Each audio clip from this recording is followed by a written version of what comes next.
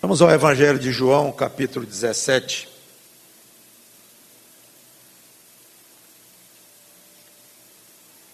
Na realidade, estamos continuando uma série de pregações sobre os capítulos 14, 15, 16 e 17 de João. Não é uma série contínua, porque às vezes eu interrompo com outras pregações. Além do mais, ela foi interrompida por causa da minha cirurgia e agora estamos então retomando. Temos mais umas 2 ou 3 pregações nesta série, depois encerraremos. Vai terminar com o final do capítulo 17, que é a famosa oração sacerdotal de Jesus, como ela é chamada. O contexto aqui é a própria noite da traição, quando o Senhor Jesus Cristo, após a ceia e a última Páscoa, ele foi para o Monte das Oliveiras com os seus apóstolos, onde logo mais ele seria traído por Judas. Então, nesta oração, ele ora ao Pai, obviamente em voz alta, a tal ponto de João ter registrado esta oração e ter passado para nós, nos dado o altíssimo privilégio de ouvirmos esta oração que ele fez ao Pai. Já preguei dos versículos 1 ao 5. E esta oração, ela pode ser dividida em 3 partes, em termos dos alvos que o Senhor Jesus tem em mente. Primeiro, ele ora por si próprio, nos versículos 1 a 5. Por si próprio é a maneira de dizer, porque quando ele ora por si próprio, na verdade ele está tendo em vista, somos nós mesmos, é o benefício que o ministério dele iria nos trazer, mas é a oração por ele próprio, visando a nós. Segunda parte seria oração pelos discípulos da época, aqueles que estavam vivos naquele momento lá, naquele contexto, dos versículos 6 a 19. E dos versículos 20 a 26, pelos discípulos no futuro, ou seja, nós estamos incluídos. Mas eu vou fazer diferente. Eu não vou seguir esta divisão daqui para frente. O que eu vou fazer é o seguinte: eu vou destacar alguns ensinamentos ou verdades básicas do cristianismo que o Senhor Jesus Cristo colocou aqui. E essas verdades, esses ensinamentos, eles estão entremeados. Não é do versículo tal a tal ele ensina isso, do tal a tal ele ensina aquilo, do tal a tal, não. Está tudo aí misturado. Então, em vez de separar por versículos, eu separei por assunto, tanto que vocês vão me ver pulando de um versículo para o outro, porque, como eu falei, ele repete um assunto que ele falou no versículo 6, ele repete no versículo 9, ou pelo menos uma parte daquilo, e nós vamos ver então como ele fez de uma maneira muito entremeada, mas nos dando ensinamentos valiosíssimos. Esses ensinamentos são os seguintes, 7, que eu não vou dar todos hoje. Aliás, as últimas vezes em que eu digo que vou dar 4, hoje eu fico em 2, porque ou 3, eu desenvolvo mais do que eu penso e acaba não dando tempo. Nem estou muito preocupado com isto. Então, o plano é 3 hoje e 4 na próxima pregação, algo por aí. Primeira verdade básica, ou primeiro ensinamento dele: a humanidade é composta de 2 grupos de pessoas. Só 2. Segundo, um perfil dos que são do mundo. Terceiro, um perfil dos que não são do mundo, ou seja, dos que são dele, ou seja, os crentes. Quarto, relacionamento entre os 2 grupos, dos quais eu vou falar.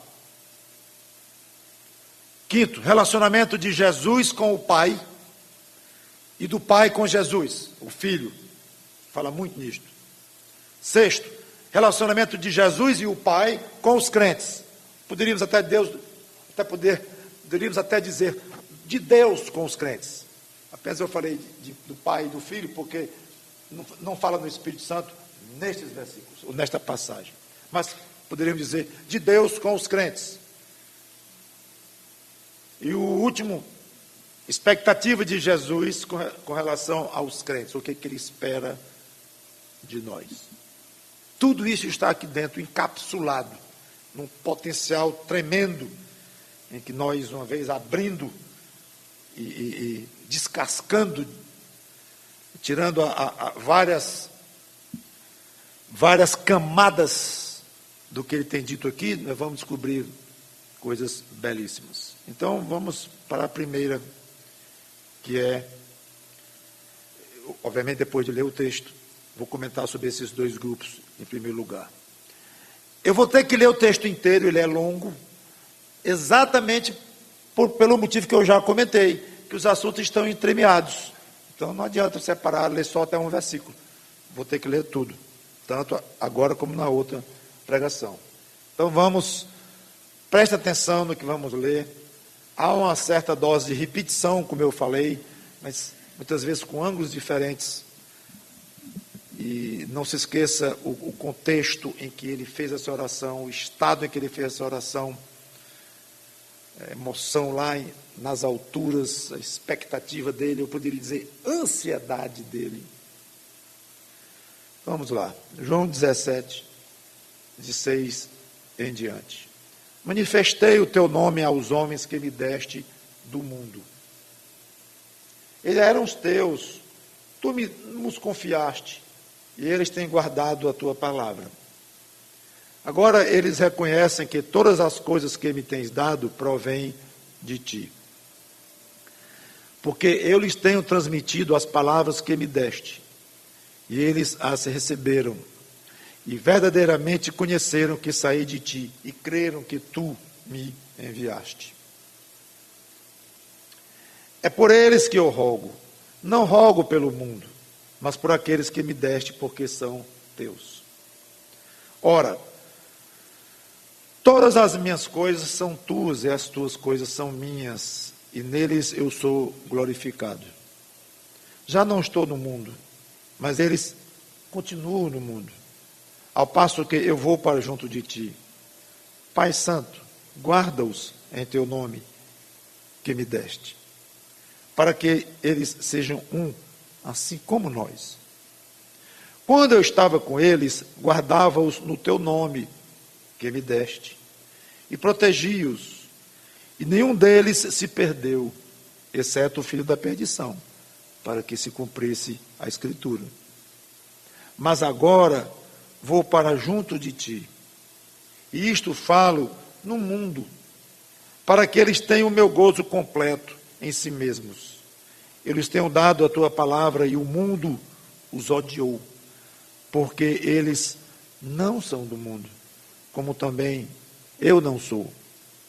Não peço que os tires do mundo, e sim que os guardes do mal. Eles não são do mundo, como também eu não sou. Santifica-os na verdade. A tua palavra é a verdade.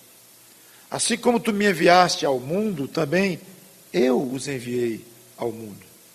E a favor deles eu me santifico a mim mesmo, para que eles também sejam santificados na verdade.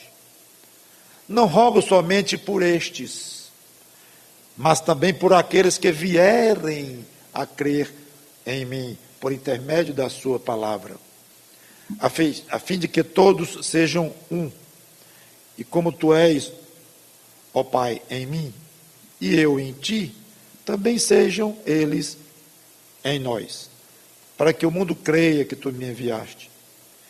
Eu lhes tenho transmitido a glória que me tens dado, para que sejam um, como nós o somos.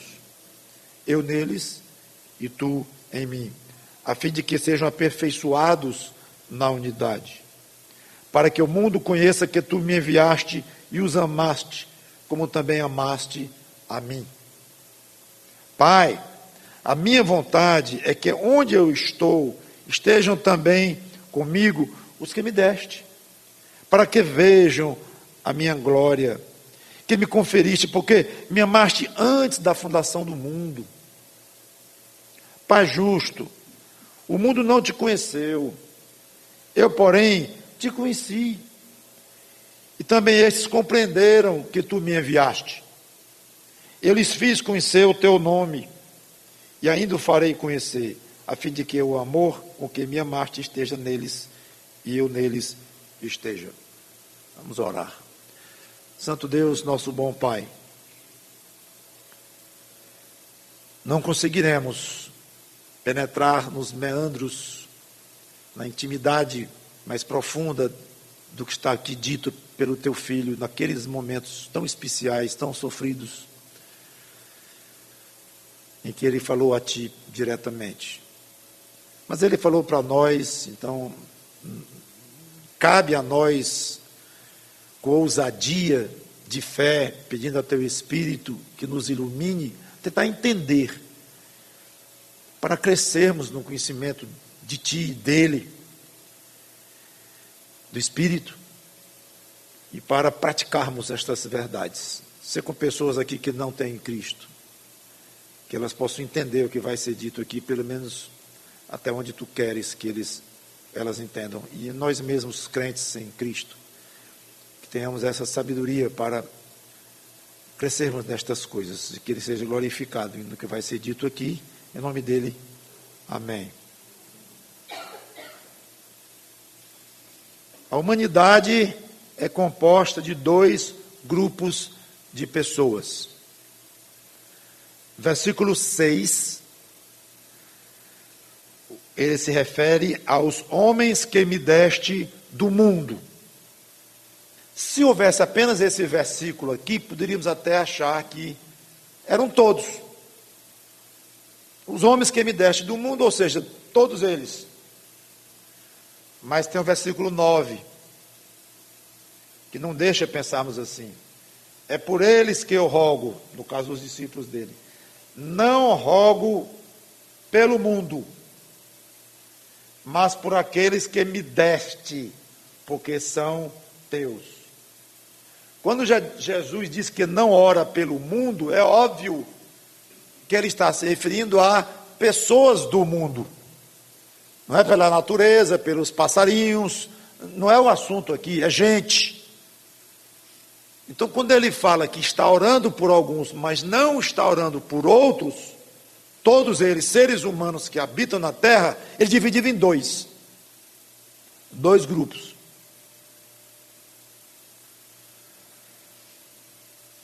Quem? Os que são do mundo e os que o Pai havia dado para ele, conforme está lá no versículo 6. Os que me deste do mundo. Esses dois grupos. É interessante ele afirmar explicitamente que não inclui na sua oração sacerdotal, em que ele intercede por alguns do mundo, que são os dele, e que ele não está orando pelos outros. Está com muita raiva deles. Não. Magoado por eles, porque ele estava a poucas horas de ser traído e morto por homens incrédulos e perversos. Ele estava muito magoado com eles. Não. Não é nada disto. Jesus ama a todos. Deus é amor. O Pai amou o mundo de tal maneira que mandou o próprio Filho vir morrer pelos que haveriam de crer nele. Então, o Pai vê todos com amor. O Filho vê todos com amor. Deus triuno vê todos com amor. Inclusive, o próprio Jesus Cristo chama todos para se beneficiarem da salvação que ele conquistou pela própria morte. Todos. Vinde a mim, alguns dos que estão cansados e sobrecarregados. Não, todos. Venham todos. Jesus olhou para os judeus e disse: vocês não querem vir a mim para terdes vida. Não querem. Como se dissesse: venham e vocês terão vida. Isso é amor. Então não é falta de amor, absolutamente. Mas os do mundo simplesmente não iriam crer nele. não iriam aceitar a salvação que ele ofereceu gratuitamente a todos. Iriam rejeitá-lo, os daquela geração, os de outras gerações. Então ele não incluía numa oração tão íntima, em que ele intercede por aqueles que o amaram e ainda iriam amar no futuro. É por eles que ele está orando. Não está orando pelos outros que não são dele. Interessante isto. Versículo 14, versículo 16, o mesmo grupo. Eu lhes tenho dado a tua palavra e o mundo os odiou, porque eles não são do mundo, como também eu não sou. Pela primeira vez, Jesus diz claramente que aqueles que o Pai lhe deu não são do mundo. Em outra pregação eu vou falar sobre o relacionamento desses dois grupos, como eu já comentei. A existência desses dois grupos é um dos ensinos fundamentais das Escrituras. Já me impressionou muito, no passado hoje não me impressiona mais, que eu já me acostumei com a ideia, mas é tão claro este ensino na Bíblia. Há ensinos que são mais complicados de se compreender, estão mais escondidos ali, precisa de mais trabalho, mas esse dos dois grupos no mundo é fácil, está na superfície, é muito claro, não somente nesta passagem, mas em várias outras que eu não vou ler. Mas o que me impressionava era como muitas pessoas, talvez a maioria, antes da minha conversão, que eu conheço ainda, conheci e conheço, se chamam de cristãs, e conhecem razoavelmente os ensinos cristãos básicos, não entendem isto, não entendem esses dois grupos, e só esses dois grupos, e acham um pouco chocante, acham um pouco inaceitável, e repelem essa ideia, os que são de Cristo e os que não são de Cristo, só tem esses dois grupos no mundo, só. Mas é isto, não tem outro, é inquestionável. Enfim, o versículo 16 simplesmente repete o que o versículo 14 disse.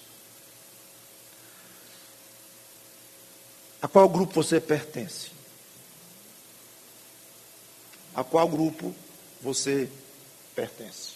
Vou falar mais, claro, desses dois grupos.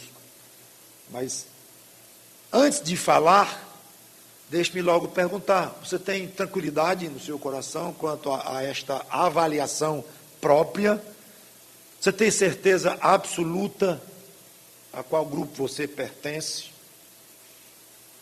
Quando se divide meninos em equipes, eles ficam curiosos para saber qual é a sua equipe. Se está no lado A ou no lado B, e quer jogar com fulano, que é a coleguinha dele, mas botaram no outro time. É natural, é normal isso. Qualquer pessoa querer se enquadrar de alguma forma e saber como ela se enquadra dentro de grupos na sociedade, na vida de uma maneira geral. Não há uma categoria mais importante na vida do que essa categoria de pertencer a Cristo ou ao mundo. Você se enquadra na categoria de comerciante ou comerciário, os formados em economia, os que nasceram no Rio de Janeiro. Há N categorias das quais nós fazemos parte. Claro, magro é gordo, baixo é alto, cor da pele, há mil maneiras de nós nos enquadrarmos em determinados grupos. Aqui está o mais importante, de todos eles, a qual grupo você pertence? A Cristo ou ao mundo? Espero que essa mensagem lhe ajude a se definir, que só você pode se definir. Podemos lhe ajudar conversando, mostrando algumas coisas, lhe ajudando, mas no fim é o seu coração que vai definir. Queremos só ajudar um pouco, e você que já tem certeza que é de Cristo, aproveite para curtir, para gostar e gozar desta maravilha de saber que pertence a Cristo. No exemplo dos jovens, se por acaso eles fossem dividir os grupos pela altura, 1,50 m para baixo vai para cá, 1,50 m para cima vai para lá. O que era necessário imediatamente? Uma fita métrica, para poder medir. E eles já iam procurar para poder medir logo, para saber onde é que eles iam se enquadrar. Vamos usar uma fita métrica bíblica aqui, até o final desta pregação, para avaliar quais são os do mundo e quais são os que Deus deu para o seu Filho. Não adianta um jovenzinho correr, aí cortar uma fita bem grande, desse tamanho assim, e dizer, esta aqui é a minha fita métrica, e isso aqui é 1 metro. Então, me medindo aqui, eu tenho 2 metros. Então, estou no outro grupo. O pessoal vai rir dele, porque a fita métrica é um padrão estabelecido. Isso é óbvio. Isso é um exemplo que eu estou dando, que uma criança, daquelas que estão lá na casa das crianças, entendem. Mas é impressionante como, quando o assunto não é uma medidazinha física, mas é uma medida espiritual, cada um quer fabricar a sua própria fita métrica. E não tem o menor constrangimento de fazê-lo, por mais ridículo que seja. Não, você está perguntando para que grupo eu pertenço? Eu sei qual grupo que eu pertenço. Eu pertenço aos que são de Cristo. Ótimo, meu amigo. Como é que você se mediu? Ah, porque eu acho que isso, aquilo. Amigo, você fez sua fita. É você que diz a sua altura, 2 metros, 3 metros, 20 centímetros, você que diz. Isso é ridículo. Você não vai usar uma fita métrica própria para avaliar a sua alma. Isso é loucura. E suicídio. E está sujeito a ser ridicularizado não pelos outros, mas de uma maneira muito mais séria. Não vou dizer a palavra ridicularizado, mas ser condenado por Deus. Dizer quem é você, para dizer para mim a que grupo você pertence. Não é assim. Sempre vá para a Bíblia, para poder medir com os padrões da Bíblia. Vamos lá. Perfil dos que são do mundo. Como é esses que são do mundo? Primeiro, versículo 14. Característica deles. Eu lhes tenho dado a tua palavra, falando dos discípulos, e o mundo os odiou. Primeira coisa que Cristo fala deles aqui é que eles odeiam os que são de Cristo. É característica. Agora, talvez perca um pouco a força do que Cristo está dizendo pelo fato, pela bênção de nós vivemos num país em que não há perseguição religiosa explícita. Então nós olhamos e dizemos, engraçado, aqui não... Senhor Jesus, essa verdade aqui não cola muito não. No Brasil, pelo menos nessa época, século XXI, não cola bem não. Está cheio de pessoas aí, não são crentes, não são discípulos de Cristo, e não tem ódio dos que são, não vê isso, perseguição, feroz, maltratos, fortes, cruéis, não vê isso. Eu já vi crente praticamente duvidar desta afirmação de Cristo, sabia? Eu não vejo esse ódio todo. Cada um está dizendo, eu não vejo essa fé toda, porque ele está dizendo. Esse ódio adquire 1000 nuances, uma infinidade de formas. Aversão, antipatia, descaso, desprezo. vários graus. Uns com menos antipatia, outros com muita antipatia. Uns com pouco desprezo, outros com muito desprezo. Ele não é obrigado, esse ódio, essa aversão, esse desprezo, a ser barulhento. Ele pode ser discreto. Muitas vezes os ódios mais silenciosos são os mais perigosos, são os que mais pegam de surpresa, os mais sutis. Então não vá medir isto com a sua régua de o que é ter ódio, do que o mundo tem ódio o ódio dos discípulos de Cristo. Não. Pode ser muito bem guardado, muito bem dissimulado.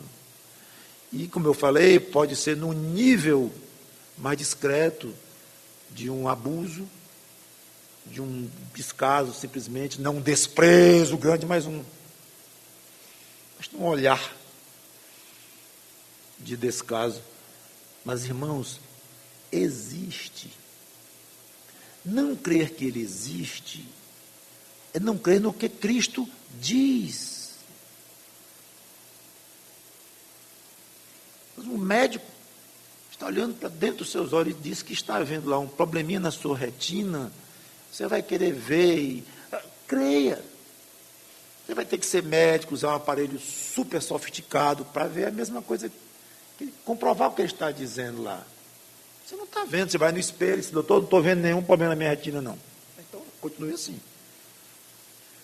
Então, a gente não precisa ver, enxergar. Não estou vendo esse ódio todo, não.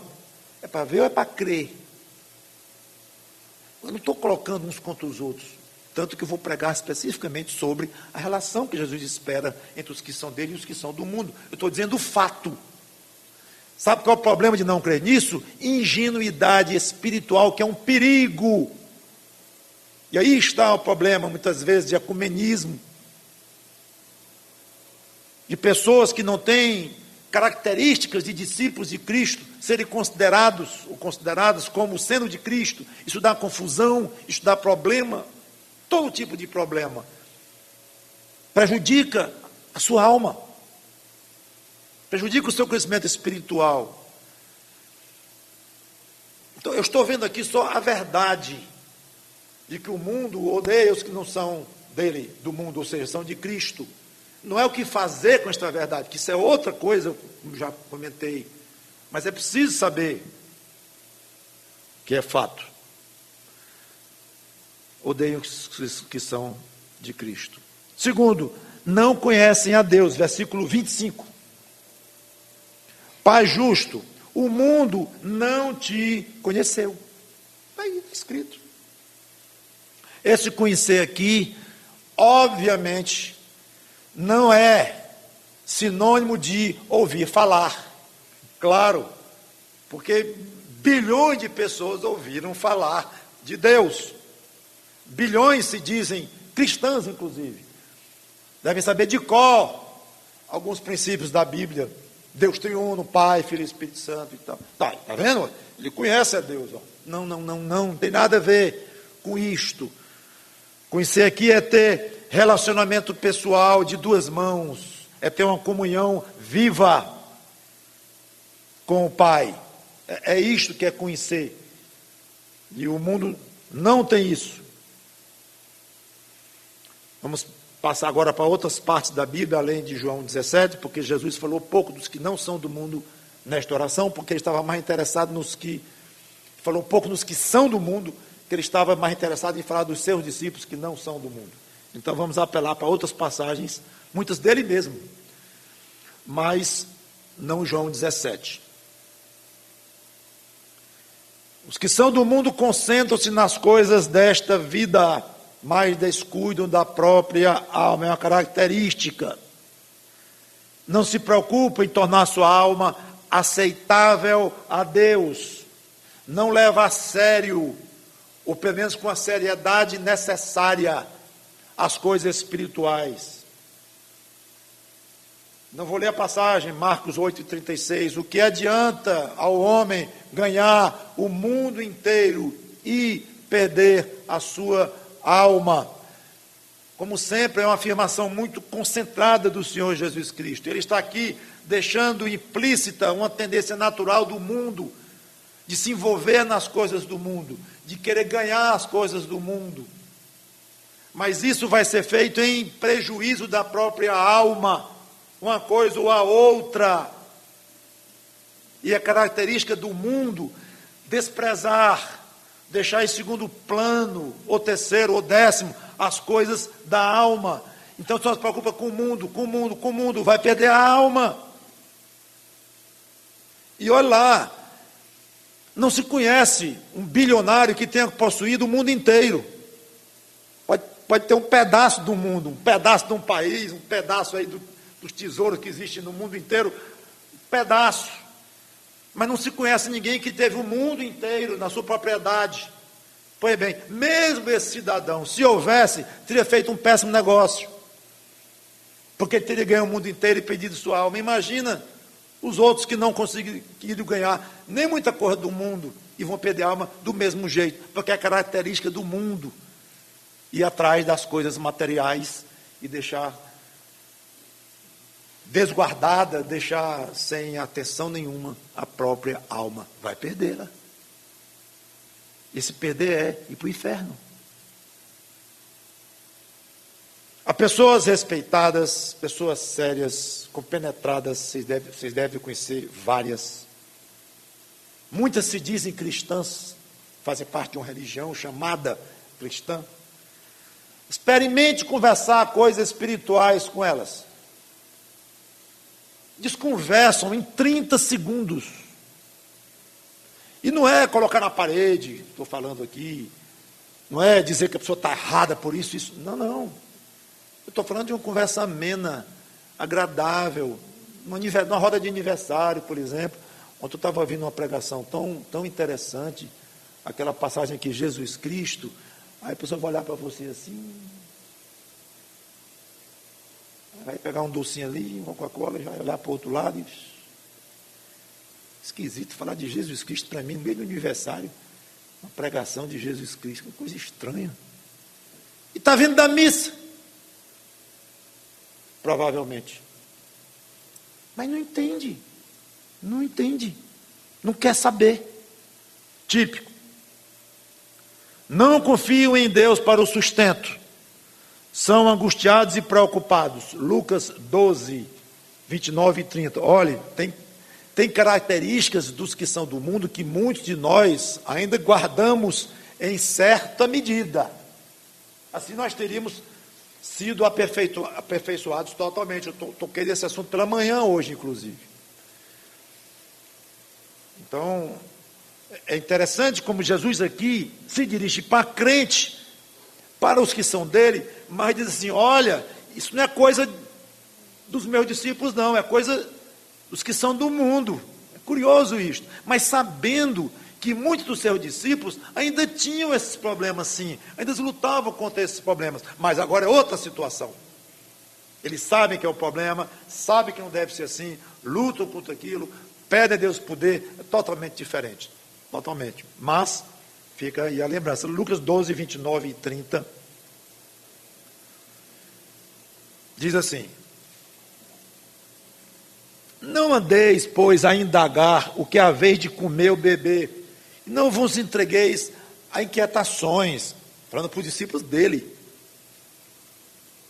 porque os gentios de todo o mundo é que procuram estas coisas, mas vosso Pai sabe que necessitais delas. Olha a diferença, vós, que são filhos do Pai, e os do mundo. Na realidade aqui a palavra é os gentios, ele está usando esta palavra aqui metaforicamente. Literalmente gentio é quem não era judeu, mas ele está usando aqui no sentido de alguém que não crê nele, que não é discípulo dele. Então, pode considerar aqui como um sinônimo dele dizer, os do mundo é que fazem assim. Vocês não precisam fazer isto. ficar angustiados com o que vão comer o bebê. Por quê? Porque vocês têm um pai, e esse pai sabe exatamente o de que vocês precisam. É isso que ele quer dizer. Então, quando você estiver roendo as unhas, preocupado com o dia de amanhã, angustiado, você vai dizer assim: eu estou agindo como alguém do mundo. E eu sou crente, mas parece que eu estou no tempo antigo, pré-conversão. Não é que você deixou de ser crente, mas acorde, tem um erro aqui, tem algo a ser corrigido na sua vida. Você está agindo como do mundo, embora não seja. É normal na vida do crente, não é desejável, mas é normal no sentido de que acontece. E tem maneiras de tratar isso. A pregação de manhã falou bastante sobre essa maneira de tratar com Deus esses pecados do dia a dia. Mas eu estou falando aqui das características principais que a Bíblia dá para os que são do mundo. Uma delas é: vivem preocupados e angustiados com as coisas daqui. Quando você faz assim, você está imitando outros. Você quer? Certamente não. Não conhece a verdadeira paz de Cristo. Lembra que eu preguei João 14? João 14, 27. Já passamos por esta passagem meses atrás. Mas diz assim, a passagem muito conhecida. João 14 e 27. Deixo-vos a paz. A minha paz vos dou. Não vou lá dou como a dá o mundo. Então, claramente, ele falou aqui de dois tipos de paz. A paz que ele dá para os seus e a paz que o mundo dá. Uma paz, ele não desenvolveu esta paz, mas, obviamente, uma paz fugaz, passageira, rasa, muito em função de coisas ao redor. Não vou desenvolver isto, mas é bom saber. Você que não tem paz no coração, uma paz profunda, e gostaria de ter, saiba que esta paz vem para os que são de Cristo. Não ter paz no coração, uma paz mais profunda, que alimenta a alma, não ter esta paz é uma característica dos que são do mundo. Mesmo que use a inteligência, a sabedoria, não consegue conhecer a Deus. Outra característica dos que são do mundo. 1 Coríntios 1 e 21.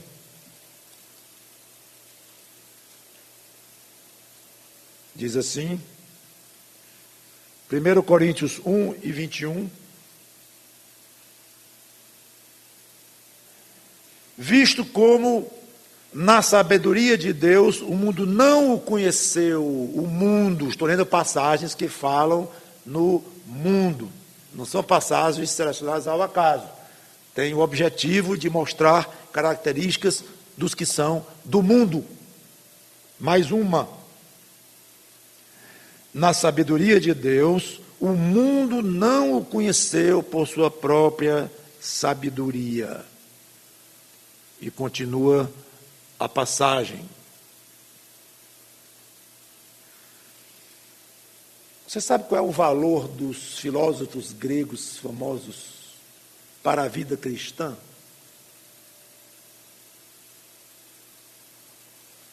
Tem gente que faz filosofia 4 anos da vida, aí faz mestrado em filosofia, aí faz doutorado em filosofia, 6 anos, 8 anos, 10 anos, aí arranja um emprego na faculdade, ou coisa assim, e vai passar a vida inteira ensinando filosofia, e outros estudando filosofia.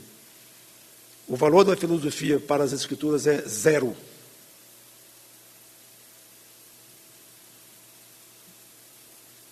Não tem outro jeito. É 0. Na realidade, eu estou condescendendo ao dizer que é 0.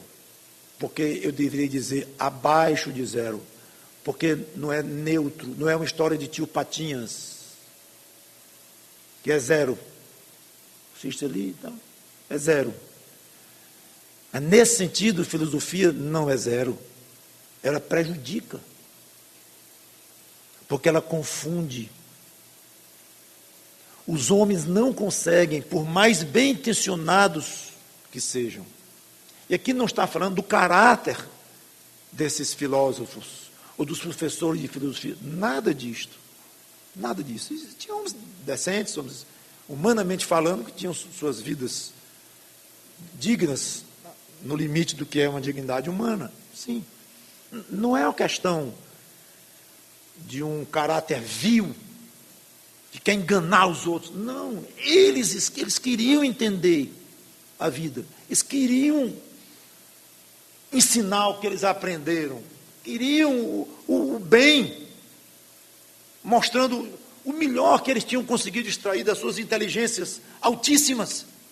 Sem dúvida, homens geniais. Tão geniais que às vezes você começa a ler, com duas páginas você já está querendo se perturbar um pouco. Pela inteligência, a sagacidade da inteligência desses homens. Só que eles vão e não desenvolvem mais do que um certo ponto, e dali para uma pergunta eles partem para outras perguntas, que puxam mais outras perguntas, e chegam a conclusões duvidosas, no fim eles mesmos sem respostas. Aí vem um outro aluno daquele, aí vem uma outra teoria, desenvolve uma outra teoria diferente da do seu mestre, tão inteligente quanto ele, e aí o mundo roda, e não leva a nada. É exatamente isto que o que a Bíblia está dizendo, o apóstolo Paulo está dizendo aqui: o mundo, pela própria sabedoria, não conheceu a Deus. Por mais inteligentes que foram lá os filósofos, não conheceram, não entenderam a mensagem da cruz, do Evangelho do Senhor Jesus Cristo, o que é perdição, o que é salvação, não entenderam. Então é uma característica de alguém que pertence ao mundo e não pertence a Cristo. O quê? Se entregar a essas filosofias, mesmo que não seja uma entrega acadêmica, tipo fazer filosofia, ou conhecer toda a obra de Sócrates e Platão e Aristóteles e tal, mesmo que não seja isso, mas que gosta de ouvir os gurus de hoje, com ideias de todo jeito, e muitas vezes ideias passadas foram só requentadas e colocadas com outra roupagem, mas que gostam dessas coisas, e discutem, e questionam, e gostam de conversar 3 horas, 4 horas sobre a vida, e misturam várias teorias. Coitado, este alguém não é discípulo de Cristo, não pode ser, porque é típico do mundo enredar por filosofias sem alcançar o conhecimento de Deus. 1 Coríntios 2:12 diz que eles não têm o Espírito de Deus, mas do mundo. No meu caso, a mesma página aqui, 1 Coríntios 2:12, onde eu já estava. Ora, nós não temos recebido o Espírito do mundo, e sim o Espírito que vem de Deus. Estou falando dos que são do mundo, então vamos ficar ali. Há um espírito do mundo. O que é isto? É a influência do mundo, os valores do mundo.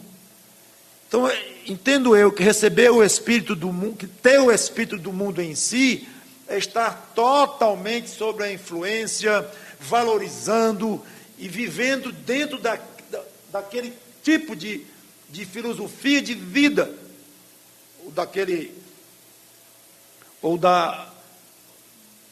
de uma existência cuja explicação não sabe direito, não crê na revelação de Deus, e as coisas ficam só pela terra, e valorizam as coisas daqui, e tudo é por aqui. Que pena. Agora aqui aperta um pouco mais. Pessoas que são do mundo são consideradas inimigas de Deus. Tiago 4:4. Tiago capítulo 4, versículo 4. Infiéis, no original você pode dizer assim, adúlteros, mesmo sentido. Não compreendeis, Tiago aqui se dirige a pessoas que não estavam agindo pelo menos como discípulos de Cristo, ou não eram mesmo. Não compreendeis que a amizade do mundo é inimiga de Deus. É difícil isto. Difícil, digo, é duro. Não é que é difícil, está claro, mas é duro dizer isso aqui. Inimigo de Deus. Por último, não conhecem, no sentido de não compreender, não aceitar, aquele que saiu do mundo, não é mais do mundo e agora tornou-se um discípulo de Cristo, um verdadeiro filho de Deus. 1 João 3:1. Vede que grande amor nos tem concedido o Pai,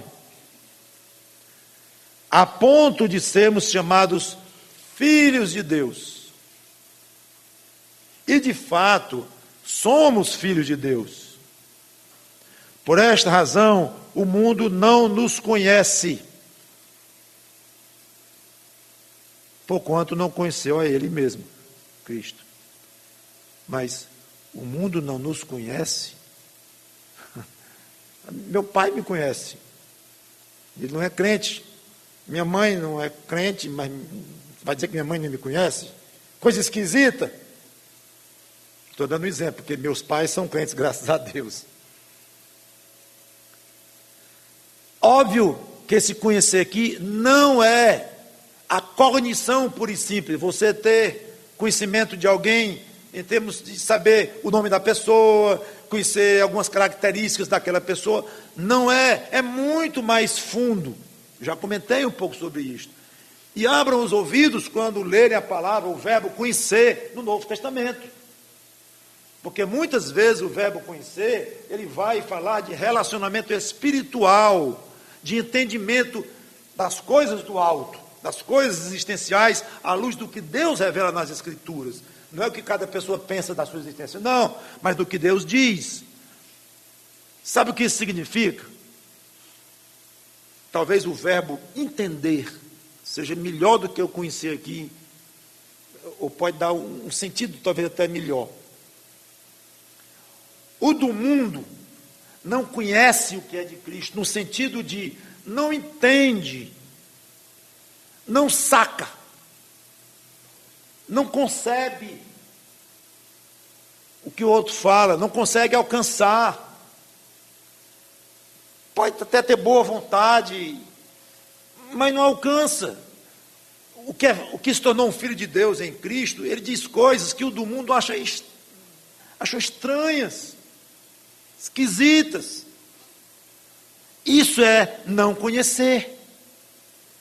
E uma vez que não entende bem, não alcança e não concorda, passa a haver então um sentimento que Cristo classificou como ódio, que eu já expliquei desses níveis e tal. Não entende. Muitas amizades bonitas se acabam quando um dos dois se converte. Por quê? Por quê? Continuam amigos por um tempo, mesma simpatia pessoal, mesma comunhão de conversas, de bate-papo por um tempo, aí devagarinho vai mudando, e aquela antiga comunhão baseada em coisas do mundo, mesmo coisas sérias, em conversas existenciais, filosóficas. Eu digo do mundo aqui, não quer dizer que é coisas imorais, depravadas, não, que muitas vezes eram também, porque o mundo mistura tudo, vocês sabem disso. Mas mesmo concedendo isto a esses dois amigos lá, era uma amizade séria, gostosa e tal, mas ela vai murchando, vai secando, porque o do mundo vai dizer uma coisa que vai ferir os ouvidos daquele que agora tem Cristo no seu coração, e o que tem Cristo vai dizer uma coisa que o do mundo não vai entender. Aí começam a se estranhar, começam a se desconhecer, que é o contrário de conhecer. Então o mundo não conhece o de Cristo, exatamente, ele estranha, E aquele conhecimento antigo que havia, ele vai desaparecendo, aquela simpatia toda, porque as bases de um mudou. De um deles, as bases mudaram completamente. Então vai haver um arranhão e um estranhamento. Aquela amizade vai ou se acabar de uma vez, ou ficar em estado latente. Eu tenho vários amigos de faculdade, eram muito amigos e tudo, nos encontramos de vez em quando por acaso, um abraço, uma alegria. Que coisa legal, pois é, e aí, cara, e tal, Ô, irmãos, com 45 segundos acaba o papo. Senta aqui, vamos tomar aqui uma Coca-Cola, um negócio e tal, vamos. Pouco tempo. A gente olha assim, lamenta até, fica até meio triste, não dá mais para conversar. Aí o que é que a gente quer conversar? Adivinha? O Evangelho.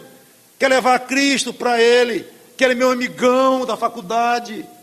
Aí quando começa a conversar, Maurão, que conversa é essa? Com carinho. Mas não dá mais. Pô, não conhece mais. É isto que acontece. Então essa separação entre o que é de Cristo e o que é do mundo, é muito maior do que a gente talvez pense. Ela é profunda demais. O que fazer com isso? Vou deixar para outra pregação, quando falarmos do relacionamento de um com os outros.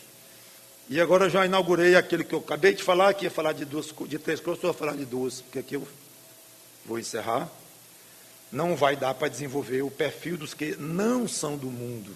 Essa parte é mais gostosa. O nosso perfil, de nós crentes. O que Jesus falou de nós aqui? Falou um bocado, em João 17. E eu quero aprofundar um pouco mais. Mas então vou encerrar aqui, dizendo o seguinte. São afirmações duras que eu tive que fazer, difíceis. Não quero ser indelicado com os visitantes que não são de Cristo, os que vão vir de outra forma. Mas é a própria palavra de Deus que eu estou pregando, e ela é sempre benéfica. Ela pode doer, mas ela é benéfica. Um médico espremendo um tumor dói. Dói. Sai coisa ruim lá de dentro. Mas é altamente benéfico. Agora você paga para ele fazer isso, porque é benéfico. Então doer não significa magoar, no sentido de ofender. Não. Pode doer, até é bom que doa, porque acorda a pessoa e diz, opa, tem uma coisa errada comigo. E outra coisa, não se zangue, não se chateie com quem é sincero com você com relação a essas coisas de Deus, não. Você gostaria de chegar no médico, eu estou torcendo aqui uma faltazinha de ar, aí ele vai lá e diz, vê um câncer no seu pulmão. Mas ele fica com pena, se é uma pessoa tão agradável, tão simpática, e diz, não, essa aqui é uma pneumoniazinha. Você quer um médico desse? Não quer. Está na estrada errada. Meu amigo, eu já estou há 3 horas que eu estou nessa estrada aqui, e eu estou indo para o lugar tal, é esta. Aí o rapaz lá na estrada vai ficar com uma pena tão grande, miserável, 3 horas andando à toa. Eu não tenho coragem de dizer que ele está errado. É essa mesmo. É assim que você gostaria? Homem, não me diga que eu estou há 3 horas andando errado. Digo, para o seu bem. Você não quer saber? Essa aqui não vai dar coisa nenhuma na cidade e tal. Pode voltar, doutor. Não tem nem desvio. É assim que você quer, né? Um informante. Muitas vezes, os do mundo não querem que nós somos de Cristo, desempenhemos esse papel de sinceridade, de amor pelo outro, lamentando. Meu pai diz que fica indignado ao descobrir que passou 55 anos iludido num cristianismo que não era bíblico. E a conversão dele de fato foi aos 55 anos. Mas não me disseram o que era correto, o que era certo, mas coisa desagradável. Tudo bem, mas corrigiu. Alguém teve a felicidade de falar para ele o Evangelho e para cada um de nós que é crente. Então, em vez de você fazer beicinho, se chatear e não querer conversar mais com o que é discípulo de Cristo, tenha humildade. E outra coisa, o que está envolvido aqui não é uma cidade que você vai chegar ou não vai chegar com mais 2 ou 3 horas, não. É vida eterna. É a sua alma. Então, abra o coração e aceite que essas coisas vêm do próprio Deus. Procure sair do mundo. Se você já se identificou como sendo realmente do mundo, as características todas falam muito bem do seu perfil. Você se encaixa muito bem. Já é excelente você chegar a essa conclusão. Não, só tem 2 grupos no mundo.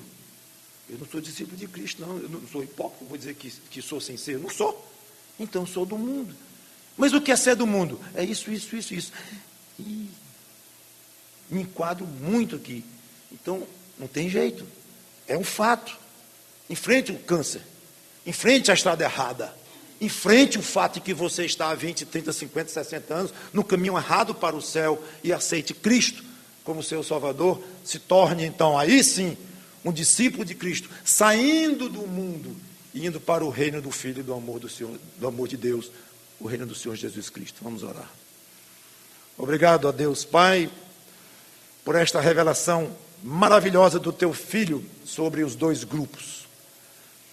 Obrigado, Senhor Deus, porque nós, crentes, já sabemos de onde saímos e aonde fomos levados. Nem fomos pelas próprias pernas, fomos levados graciosamente. Obrigado, Senhor, por termos sido do mundo e agora sermos do teu reino. Mas permita-nos olhar para o mundo do qual nós éramos com amor, com simpatia, com pena, com misericórdia. Não uma pena arrogante, uma pena que esmague, não. Mas com pena mesmo, com misericórdia, querendo ajudar pessoas que têm o mínimo de interesse em ouvir estas verdades e que levam a sério a sua própria alma e a sua existência eterna. Dá-nos esse privilégio de ter amor por essas pessoas, pregar para essas pessoas e entregar nas tuas mãos, dizendo: Senhor, agora tu fazes a tua obra de acordo com o teu Espírito Santo quiser. É em nome do Senhor Jesus Cristo que eu te peço e te agradeço. Amém.